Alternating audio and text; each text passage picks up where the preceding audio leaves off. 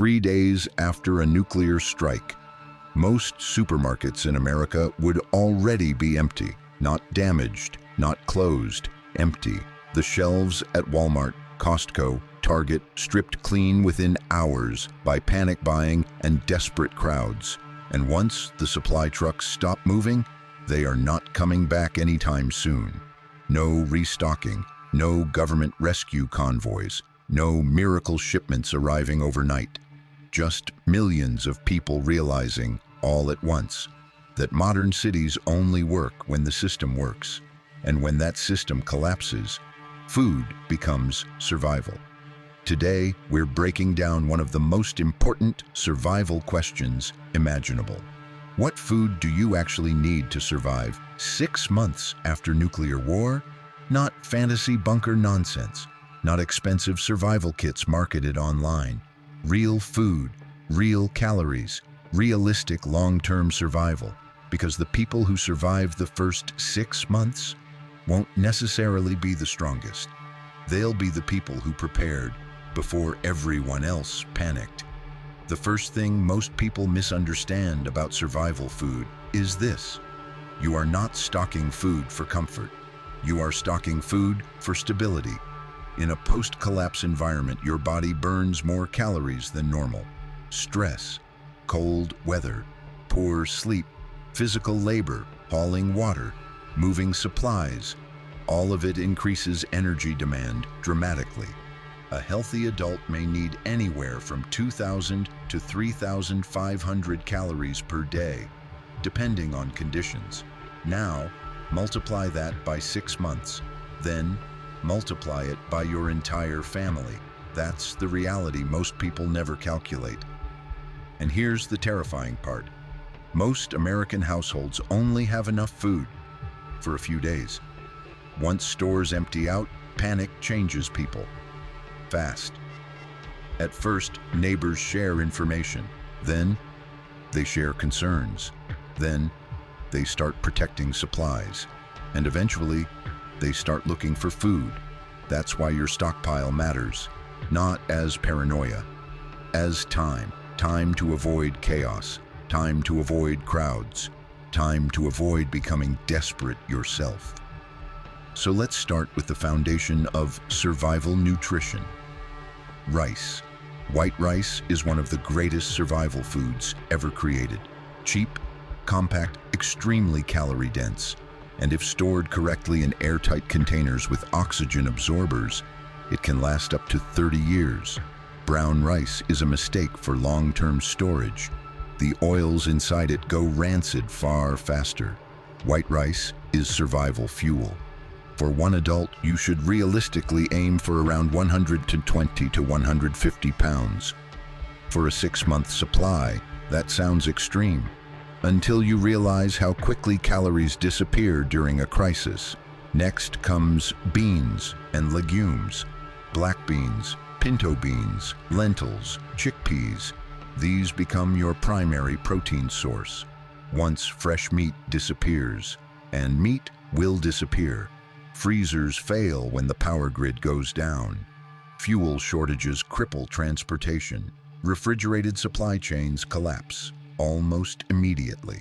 Most grocery stores in America only carry a few days of inventory. That's it. People imagine giant hidden warehouses filled with backup supplies. Those don't exist. At the scale people think they do, modern logistics depend on constant movement. When trucks stop moving, cities stop eating. That's why dry food matters so much. Beans can last decades if stored properly. Lentils are especially valuable because they cook faster and require less fuel. And fuel becomes incredibly important after a collapse. Most people focus entirely on food and forget a critical fact. If the power grid fails, cooking itself becomes difficult. Electric stoves stop working. Natural gas systems may fail. Propane becomes scarce, which means every meal suddenly costs fuel. That's why foods requiring minimal cooking are incredibly valuable. Instant oats, pasta, ramen, freeze-dried meals, MREs, Perfect? No. Efficient? Absolutely. And efficiency is survival. Now, let's talk about canned food. Canned meat may become one of the most psychologically important supplies you own. Tuna, Spam, chicken, beef stew, sardines. After months without fresh food, protein and fat become critical. But there's another reason canned food matters: morale. People underestimate the psychological damage caused by eating the same bland food every day, under stress, during long-term survival situations. Food fatigue becomes real. People literally lose appetite from repetition, which is why variety matters far more than most survival guides admit. Spices matter, coffee matters, hot sauce matters, sugar matters, even candy matters. Because survival is psychological as much as physical. And speaking of psychology, children handle food stress badly. Adults can tolerate boring meals for a while. Kids struggle much faster. Simple comfort foods can dramatically improve morale during prolonged emergencies. Now let's talk about the resource more important than food: water. Without food, you may survive weeks. Without water, you may only survive days. And after a nuclear event, clean water becomes one of the most dangerous problems in existence. Many people assume they can simply collect rainwater. That could be deadly. After radioactive fallout, rainwater may carry dangerous contamination for days or even weeks, depending on conditions. A standard camping filter is not enough for nuclear contamination. That's something many survival videos never explain. You need serious filtration systems capable of handling far more than dirt and bacteria. Water storage also matters more than people realize. For drinking alone, one person may require at least 1 gallon per day. Add cooking and minimal hygiene, and the number rises quickly. For 6 months, that becomes an enormous amount of water, which is why purification systems are essential. Now here's another survival reality nobody likes discussing: vitamins. You can technically survive on rice and beans for a long time, but nutritional deficiencies slowly destroy the body.